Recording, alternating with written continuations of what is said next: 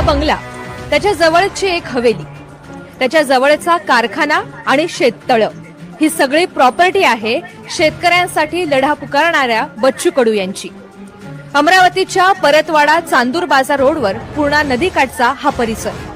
इथल्या कुरळ पूर्णामधला 72 एकरचा हा परिसर. 72 एकरचा हा परिसर. आणि या 72 एकर मध्ये आहे बच्चू कडू यांचा बंगला, फार्म हाऊस, प्रहार जनशक्ती पक्षाचं कार्यालय, फळबागेची शेती, गारमेंट कारखाना, मिक्सर प्लांट, स्विमिंग पूल, शाळा आणि शेततळ हे सगळं बच्चू कडूंच्या मालकीचं आहे.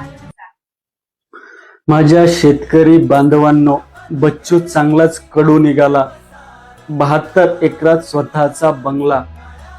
72 एकर.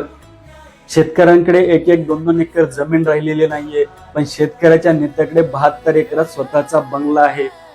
आणि हा शेतकऱ्यांसाठी आंदोलन उभं करतोय, की स्वतः पैसे कमवण्यासाठी, स्वतः मॅनेज होण्यासाठी आंदोलन उभं करतोय. त्याचा विचार करा शेतकरी बांधवांनो. कारण अशा लोकांनी शेतकऱ्यांचं नेतृत्व करून फक्त शेतकऱ्यांना फसवण्याचं काम केलेलं आहे.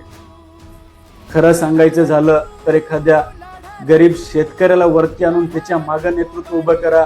जरांगे पाटलांसारख्या माणसामागे नेतृत्व उभं करा, पण अशा दलिंदर लोकांमागे उभे राहू नका ज्यांनी शेतकऱ्याचं वाटोळं केलेलं आहे. आज शेतकऱ्याला कर्जमाफीची गरज होती, कर्जमुक्तीची गरज होती. अशा परिस्थितीमध्ये हा माणूस मॅनेज झाला आणि ह्या माणसाने शेतकऱ्याच्या हातावरती माती देण्याचं काम केलेलं आहे. आज शेतकरी त्या आंदोलनाकडे खूप लक्ष देऊन होता की त्याला काहीतरी भेटेल, पण या नालायकांना फक्त आणि फक्त मॅनेज होऊन स्वतःला पुढे कशी पदं भेटतील, कसे मंत्रिपद भेटतील, त्या गोष्टींकडे लक्ष देऊन शेतकऱ्याच्या हातात तुरी देण्याचं काम केलेलं आहे.